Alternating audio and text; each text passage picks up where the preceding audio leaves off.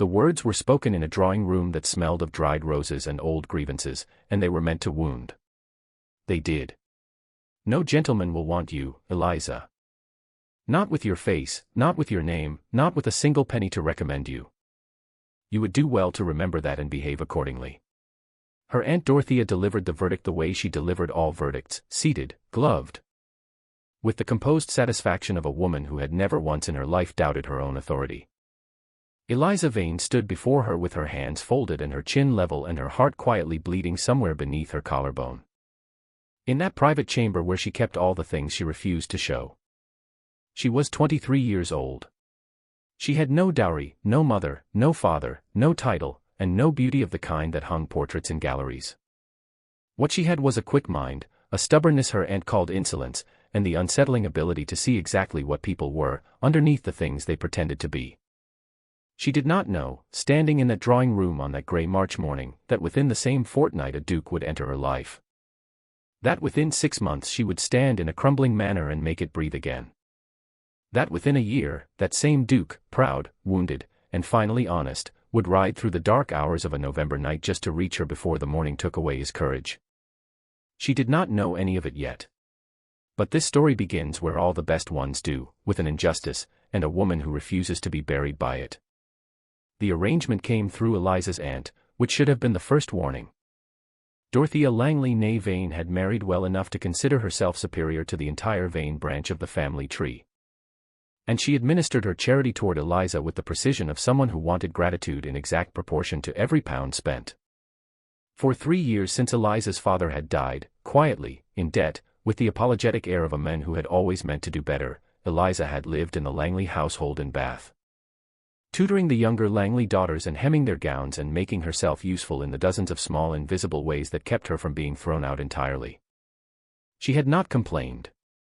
Complaint would have been useless, and Eliza had long since learned to spend her energy only where it produced results. The arrangement was presented to her on a Tuesday. Dorothea sat across the breakfast table with a letter she had already opened, read, and decided upon, and she laid it before Eliza with the air of someone bestowing a great favor. The Duke of Ashmore requires a wife, she said.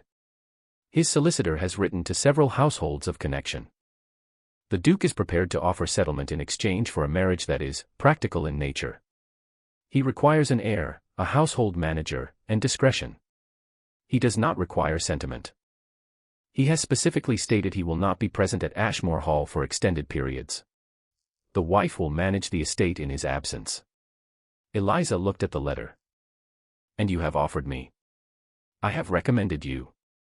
There is a difference. Why? Dorothea set down her teacup with a faint click. Because you are useful, Eliza, and usefulness is the one thing you have in abundance.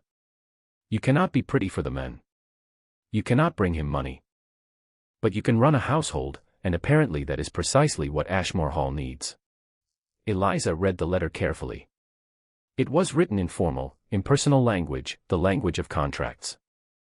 The Duke, Nathaniel Ashmore, 4th Duke of Ashmore, had been briefed to the point of coldness. He would meet the candidate once. If she was found acceptable, the marriage would take place within 3 weeks. There would be no courtship. There would be no period of acquaintance.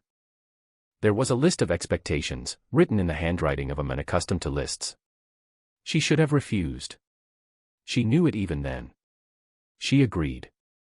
She agreed because the alternative was another year in Dorothea's house, watching her cousin Charlotte receive every small kindness while Eliza received every small task.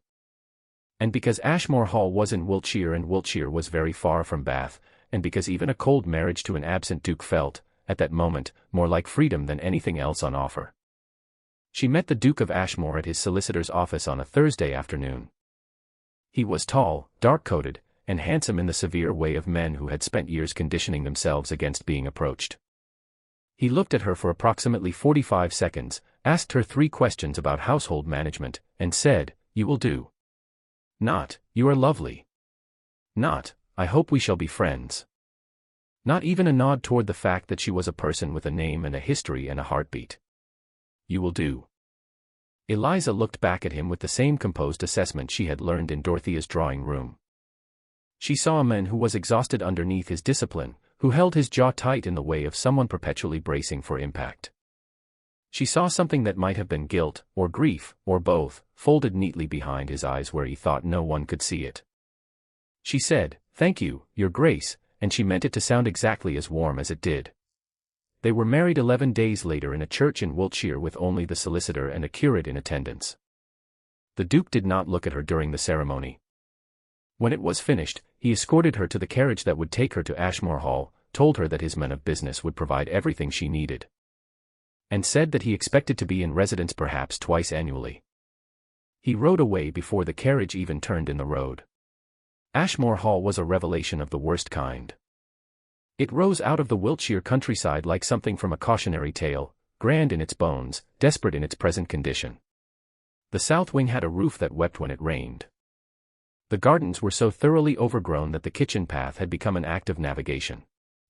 3 of the fireplaces had been deemed too dangerous to light. The housekeeper, Mrs. Peel, was a woman of 60 with a bad hip and very good intentions and absolutely no assistance, because the previous Duke had stripped the staff to a skeleton in the name of economy. And the current Duke had continued the tradition with the efficiency of a man who did not live there and therefore did not care. The carriage deposited Eliza at the front steps. She stood in the October cold and looked up at the house, and the house looked back at her, and neither of them flinched. There were 3 remaining indoor servants, Mrs.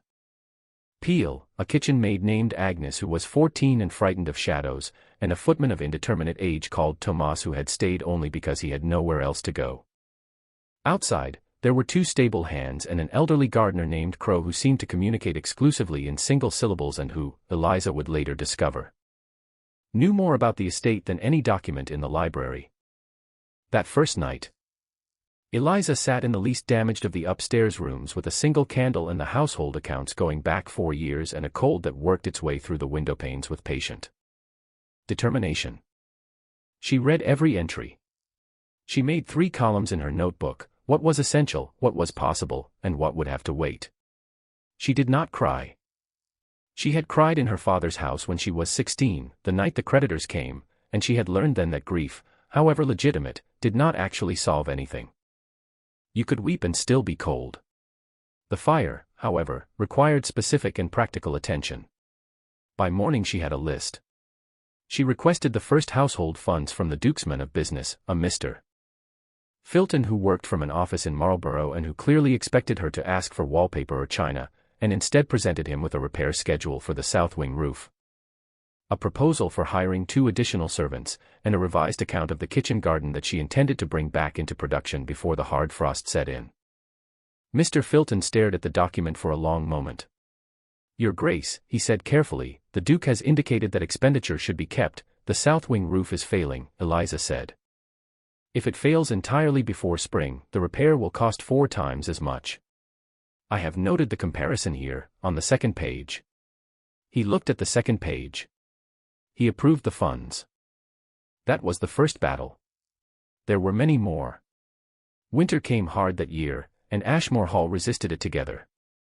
Eliza hired a carpenter from the village and 2 women who could sew and clean and had been quietly hungry for work. She paid them fairly, which she had to argue for with Filton twice more, and she paid them on time, which no one at Ashmore had apparently done consistently in years. The village, a small cluster of cottages and a mill called Ashmore Cross, had a long and wary relationship with the Hall. Generations of ducal indifference had taught them to expect nothing and prepare accordingly. Eliza went to the village herself, on foot, in her serviceable boots, and she asked questions and listened to the answers, which is a skill surprisingly few people of quality ever bothered to acquire. She learned that the mill had a dispute with the estate over water rights that had been festering for 8 years. She read the original agreement in the Hall's library, consulted 2 more documents Crow told her about with a significant look toward the locked estate office, and resolved the dispute within a month in a way that satisfied both sides.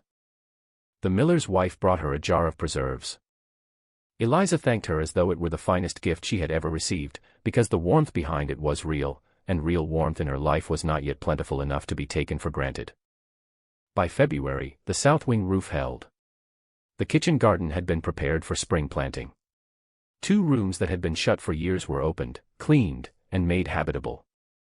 Agnes the kitchen maid had stopped flinching at every unexpected sound. Tomas the footman had been given actual duties with actual dignity and had responded by becoming quietly devoted to the household. Mrs. Peel, whose hip ached most in the cold, told Eliza one evening that she had been at Ashmore Hall for 31 years and had never once thought she would want to stay. "I thought I'd leave when the old Duke went," she said. "But then I thought I'd stay one more winter." And now, she stopped. Looked at her hands. "It's different now, Your Grace. It feels lived in." Eliza looked at the kitchen fireplace, which was blazing properly for the first time in a decade, and thought that maybe that was enough. Maybe that was the truest thing, not grandeur, but warmth. Not perfection, but presence. She had not received a letter from the Duke of Ashmore since the wedding. She had sent him, too, a formal accounting of the estate expenditures, and a brief note informing him that the south wing repair had been completed within budget. She kept them businesslike. She had no interest in performing emotion for a man who had made himself absent by design. But in March, she wrote a third letter. It was about a boy. His name was Daniel, and he was 11 years old, and he was the nephew of the stableman, left behind when his mother died and his father went to find work that never seemed to materialize. He had been living in the stables since the autumn and was currently coughing with a persistence that alarmed her. She had moved him into the hall, into a small warm room near the kitchen, and sent for the surgeon from Marlborough, and the fever broke after 3 days. She wrote to the Duke about Daniel because she needed the additional medical expense approved, and she was honest about it, because dishonesty in accounts was something she refused on principle. She also wrote it because she wanted him to know what was happening in the house he owned and avoided, and she had not yet decided whether that impulse was duty or something closer to defiance. She received an answer 6 weeks later. It approved the expense. It was 4 lines long. It was signed N. Ashmore in handwriting that looked like a man holding himself back. She put it in the household ledger and did not allow herself to wonder about him more than was strictly unavoidable. He arrived in May without warning. The carriage came up the lane in the late afternoon, and Crow saw it first and told Tomas, and Tomas told Mrs. Peel, and Mrs. Peel came to find Eliza in the kitchen garden where she was on her knees in the earth helping to stake the climbing beans because there were not yet enough hands for everything, and kneeling in the dirt had never bothered her. She had approximately 4 minutes. She stood, brushed the soil from her gloves, removed her apron, and walked to the front of the house at a measured pace that was neither hurried nor defiant, though it contained elements of both. She arrived at the front steps just as the Duke came through the gate. He stopped when he saw her. She stood in the May light in her plain gray walking dress with her hair somewhat less than perfect and the last trace of garden soil still on her left cuff. And she looked at him with the same level gaze she had deployed at their one meeting, the gaze that saw and gave nothing away, and she said, "Your Grace. We were not informed of your arrival." He looked at her for a long moment. Then he looked at the house. She watched him see it. The repaired south wing. The open windows. The garden that was no longer a wilderness but an ordered, productive thing, rows of green already shouldering upward toward the sun. The freshly painted front door. The window boxes Agnes had asked to tend and had tended with devotion. The sound, faint but unmistakable, of Daniel in the stable yard laughing at something the older stableman had said. The Duke looked like a man who had ridden to a ruin and arrived at a home. He recovered himself. He said, "I had business in the county," which was either true or an explanation he had prepared because he could not say the actual reason, and Eliza could not yet tell which. "Of course," she said. "Please come in. I will have Mrs. Peel prepare your rooms." She walked before him through the hall that she had made clean and warm and faintly scented with the dried lavender Agnes collected from the garden borders. And she did not look back to see if the house unsettled him, though she was aware that it did. That evening he sat across from her at the dining table for the first dinner they had ever shared. The silence was careful. The food was plain but well made. She had worked with Agnes on the menu for months, coaxing a kitchen that had been running on poverty into something that produced real nourishment. He ate with the focused attention of someone who had grown accustomed to eating alone or not at all. At last he said, "The mill dispute. Filton mentioned it was resolved." "Yes. In October." "How?"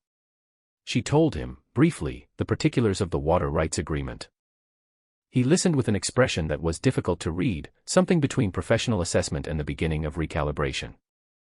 The Miller's family have farmed that valley for 4 generations, Eliza said. It seemed worth understanding their position rather than simply opposing it. He was quiet for a moment. My father opposed it for 8 years. Yes, she said. I read all 8 years' worth of correspondence. Another silence. And then something crossed his face that was almost, an expression of something human. Not yet admiration. Not yet anything she could name with confidence. But the beginning of attention, real attention, which is the thing that precedes all the rest. He stayed for a week. Then 2. He did not announce extensions. Each morning Eliza simply observed that his riding clothes were taken from his room, and he was present at breakfast. And eventually she stopped anticipating the day of departure and simply went about her work. He began to appear in the parts of the estate she worked. Not immediately, and not with any stated intention, but the south field, where she was consulting with Crow about drainage, would suddenly have the Duke at its edge, watching. The estate books spread across the library table would acquire, by afternoon, a second chair drawn close and a second pair of eyes moving down the columns. He was not warm. He was not easy. But he was paying attention, and from a man who had spent their entire acquaintance looking away, that felt significant. They disagreed about the north pasture. He wanted to lease it to a neighboring farmer, a quick income, simple, clean. Eliza had spoken with Crow and with 2 of the village men who remembered the pasture before it was neglected, and she believed it could be returned to direct use within 2 seasons. Yielding considerably more over time and keeping the labor income within the estate. It is a risk, the Duke said. Most worthwhile things are, she said. He looked at her across the library table with a steadiness that was not quite challenge and not quite respect. You are remarkably certain of your opinions, for someone who has been here less than a year. I have been here 7 months, Eliza said, and I have spoken with every person on this estate. I would rather be certain of an opinion I have investigated than cautious about one I have not. A muscle moved in his jaw. My father lost significant capital on estate improvements that failed. I know. I read those accounts as well. He invested in the wrong places and refused advice from the people who actually worked the land. She paused, because she was aware that she was speaking about his father. And there was something in his face that went very still when she did. I am sorry, she added, and she meant it, though she did not retract the observation. He did not speak for a moment. Then he said, the north pasture. You believe it viable? I do. Then do it. It was not graceful. It was not warm. But it was the first thing he had ever given her that was not required by contract, and they both knew it. The neighboring lord came at the end of the 2nd week. Lord Brearley of Brearley Park was a man of 50 with the confidence of someone who had always had enough money to make his personality optional. He arrived on a social call that was not social in the least. He had his eye on a parcel of Ashmore land along the northern boundary. And he had apparently been negotiating toward it with the Duke's solicitor for some months without the knowledge of the person who actually managed that land. Eliza learned this by sitting quietly at the far end of the drawing room and listening, which people always forgot to account for. After Brearley left, she waited until evening. Then she said, calmly, the northern boundary parcel borders the drainage field I intend to connect to the north pasture restoration. If it is sold, the project fails. The Duke set down his glass. You were not meant to hear that conversation. I live in this house, she said. I was sitting 15 feet away. Something flickered behind his eyes. Brearley offered a fair price. Brearley offered a convenient price, Eliza said. There is a difference. He has wanted access to the Ashmore stream tributary for years. If he controls that boundary, he controls the water flow. The mill dispute would reopen within a season, and this time it would not be simple to resolve. He stared at her. You have managed this estate for 7 months, he said, slowly. Yes. And you know all of this. I read the survey maps, she said, and I listened to Crow. That was the moment, not declared, not announced, when the Duke of Ashmore began to understand that he had made a very serious error in his estimation of the woman he had married. He did not apologize for the estimation. Not yet. But he stopped carrying the cool distance of a man among servants and began carrying instead the uncomfortable tension of a man among equals. He rode with Eliza across the north fields on a gray morning in June and said almost nothing for an hour, and she did not fill the silence. Because she had long since learned that the most useful thing about silence was what it eventually produced. What it produced, near the old stone boundary wall at the furthest edge of the estate, was this: I served in the peninsula. Corunna. And after. He said it the way men say things they have long carried alone, without preface, without transition, simply releasing it into the air and seeing what happened next. Eliza kept her horse walking. She did not look at him directly. I know men who were there, she said quietly. My father's cousin. He came home different. Everyone came home different. A pause. Those who came home. She waited. I lost men I was responsible for, he said. Not all of them. But some. And I came back to an estate that was already falling and a father who wanted grief to be a thing you put on and removed at appropriate times. And I found that I could manage precisely one emotion at a time, and for a very long time the emotion I chose was function. Function. The word landed precisely. He had married her the way he managed everything. Not with cruelty, but with the terrible efficiency of a man who had converted all his feeling into action in order to survive, and who had not yet learned how to convert it back. Eliza looked out over the north fields where the spring grass was coming in thick and green, and she said, Daniel, the boy in the stable, who was ill, he will not speak of his father. Not because he is angry, I think, but because some losses don't yet have language. You learn to go around them. He said nothing. But she saw his hands loosen slightly on the reins. The house, he said at last, was not what I expected. What did you expect? A long pause. Ruin. Or management. Not, he stopped. Not what? She asked it quietly, without edge. Not warmth, he said, and the word sounded strange in his mouth, like something retrieved from a long storage. I did not expect to feel another stop. I should not have stayed away as I did. It was not an apology. But it was the shape of one, and Eliza recognized shapes. She said, the north pasture will be ready for grazing by September. If you are here to see it, I would not object. It was the first thing she had ever offered him that was not required by contract. He looked at her then, fully, as though he were finally allowing himself the sight of her, and what he saw, the clear eyes, the composed dignity. The faint and private humor at the corner of her mouth, appeared to unsettle him in ways he had not prepared for. Good, thought Eliza. He should feel the ground shift. She had felt it often enough. The letter arrived in August. It came with the ducal crest from London and had the thin, urgent quality of official correspondence that expects to be obeyed. The Duke read it at breakfast and set it down carefully and picked up his coffee and set that down too. The Lord Chamberlain has summoned me to London, he said. There is a matter requiring my presence in the Lords. It may take several weeks. Eliza looked at him steadily. She noted that he told her at breakfast rather than simply departing, which was something. I understand. He looked at the letter again. Brearley has also written to the Lord Chamberlain, apparently. With a complaint about the northern boundary arrangement. He claims the estate has encroached on his grazing rights. Eliza set down her fork. That is false. I know. The survey maps are absolutely clear. And the boundary wall predates, I know, Eliza. He said her name, her given name, for the first time, without apparent awareness that he had done so. She filed it quietly away. But Brearley has connections in the Lords that I have spent 4 years avoiding.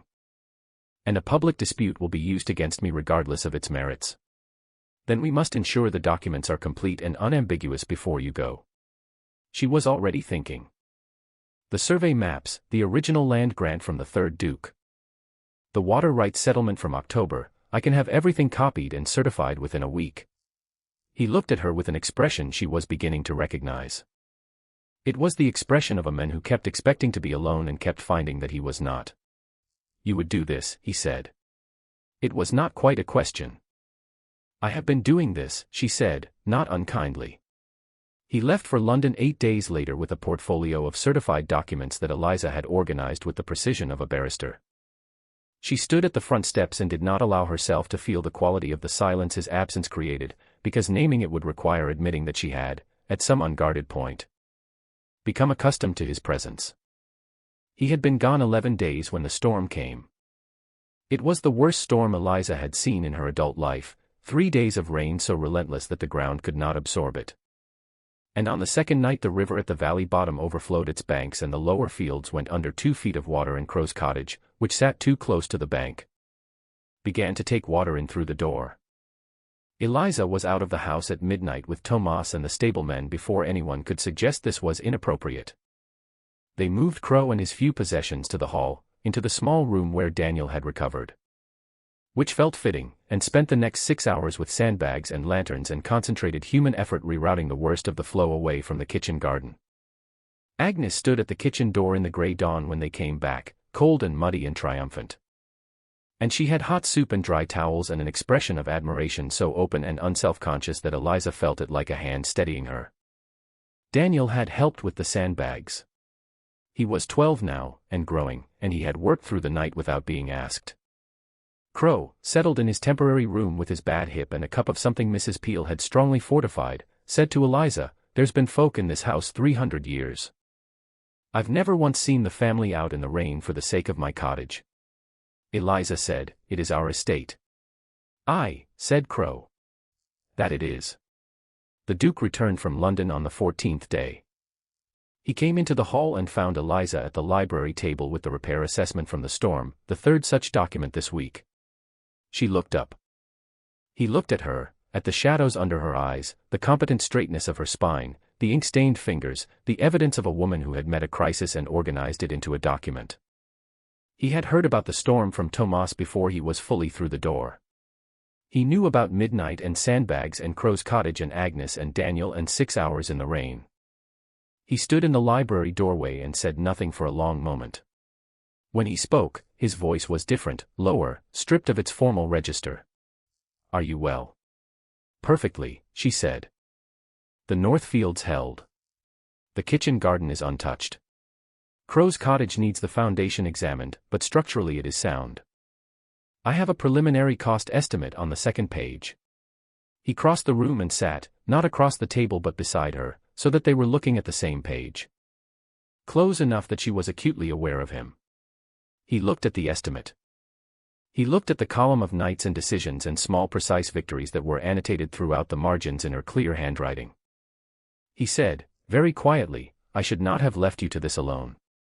It was the first true apology. Not for the London business, for everything. For the 45 seconds in a solicitor's office. For riding away before the carriage turned. For 7 months of absence. For "you will do." For all of it, compressed into 8 words with the full weight of a man who had lived with his own silence long enough to know its shape. Eliza did not rush to forgive him. She looked at the document in her hands and she thought about midnight and sandbags and Crow's face in the lantern light and the whole complicated year of her life in this house, and she said, "No. You should not have." He sat with that. He did not flinch. "Good." After a moment she said, "But I was not alone." There was a letter from her Aunt Dorothea. It arrived the following week, and it had the particular quality of Dorothea's correspondence, correct in form, cruel in content, and it informed Eliza, in the measured tones of someone relaying unpleasant news with concealed pleasure, that a conversation had been had in Bath about the marriage. Specifically about Eliza's unsuitability, her lack of refinement, and the general opinion among Dorothea's circle that the Duke had been, the word used was unfortunate, in his selection. "It is generally agreed," Dorothea wrote, "that you have done your best, Eliza, but that your best is simply not adequate to a position of this nature. A Duke of Ashmore's standing deserves a wife of genuine accomplishment and social grace, neither of which you possess. I write not to wound you but to prepare you, as someone who has always had your best interests at heart." Eliza read the letter once. She set it on the library table. The Duke was present. He had taken to working in the library in the mornings, a quiet parallel presence that had become, she realized, something she missed on the days he rode out early. He saw her face change. "What is it?" She handed him the letter without comment. He read it. She watched him read it, watched the precise moment when his jaw tightened and his stillness changed its quality from calm to something held very carefully in check. He set the letter down. He said, in a voice that was perfectly controlled and extremely cold, "Who is this woman?" "My aunt. She arranged the match." "She arranged," he stopped. Started again. "She arranged our marriage and she has written this to you." "She has written similar things to me for the better part of 3 years," Eliza said. "She considers it honesty. I consider it a habit she mistakes for wisdom." He looked at her. At the clear, dry, undefeated way she had said it. He said, "You are not wounded by this." "I was wounded by it when I was 20 and had no house and no history and nothing to put against it," Eliza said. "I am less easily wounded now." He looked at the letter again. Something moved across his face, recognition, and shame, and something fierce underneath both. "I said something of the same kind," he said quietly. "Not in a letter. But in how I treated the beginning of this, how I conducted myself." He met her eyes. "You will do." "That was what I said." "Yes." It was. He paused, and she could see him refusing the easy words, the justifications, the polite evasions. All the things men of his station were trained to substitute for the difficult truth. It was inexcusable. "I was frightened of the wrong things and I made you pay for it, and there is not a word in this letter that I do not recognize as something I practiced, in my own way. Before you rebuilt this house and forced me to look at what I had been." The silence was long and not empty. Eliza said, "You are not the same man who said it." "I am trying not to be." "I know." A pause. "I have been watching." He stood. He moved to the window that looked out over the north fields, the ones that were green now and thriving, the ones Crow walked with his careful hip in the early morning. He stood with his back to her for a moment and she thought she understood something she had not let herself understand before. That he had been lonely in the specific and terrible way of people who believe they deserve loneliness. He turned. "May I write to your aunt on your behalf?" Eliza blinked. It was not what she had expected. "What would you write?" "I would write," he said, with a precision that was no longer cold but deliberate, "that the Duchess of Ashmore has managed this estate with more competence, intelligence, and character than anyone in its 300-year history.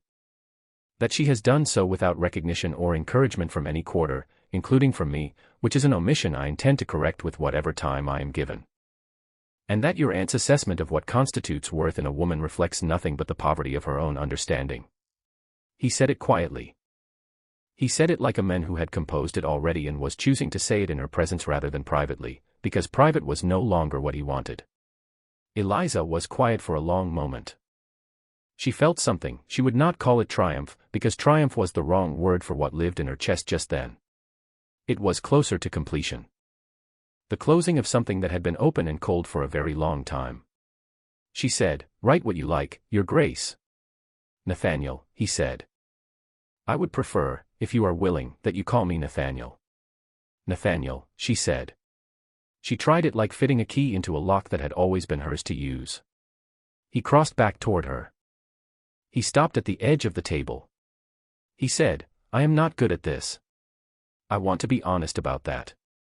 I have spent the better part of my adult life translating every human impulse into a category of function, and I find I do not entirely know how to undo it." "I know," she said.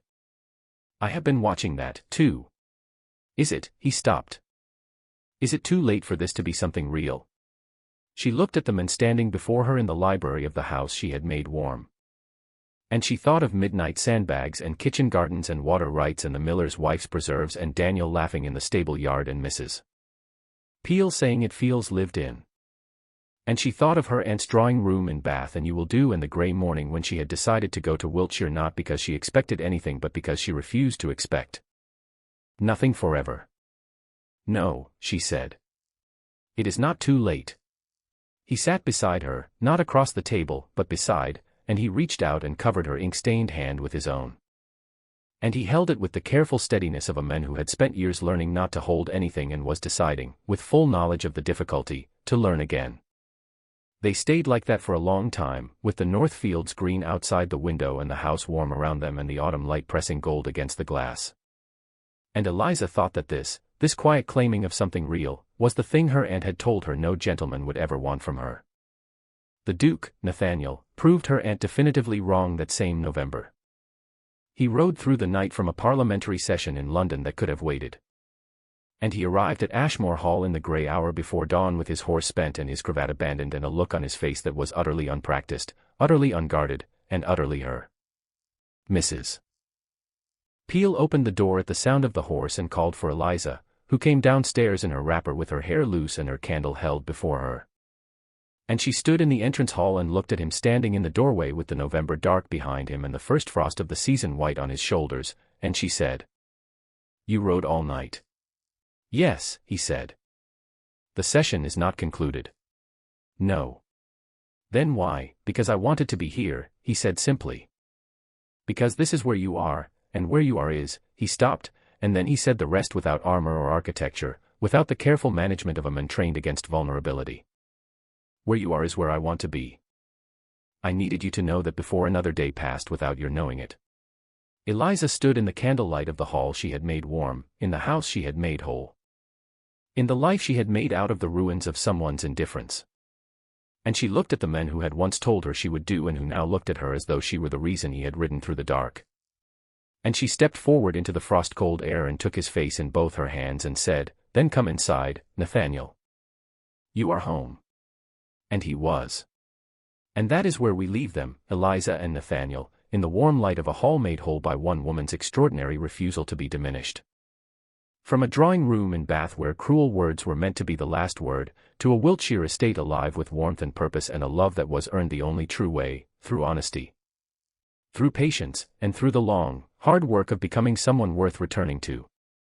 If this story moved you, if you felt every cold morning and every quiet victory, please leave a comment below and share this with someone who loves a romance that takes its time. Subscribe for more stories like this, and until next time, remember, the best kinds of love are the ones no one thought you worthy of, and proved them magnificently wrong.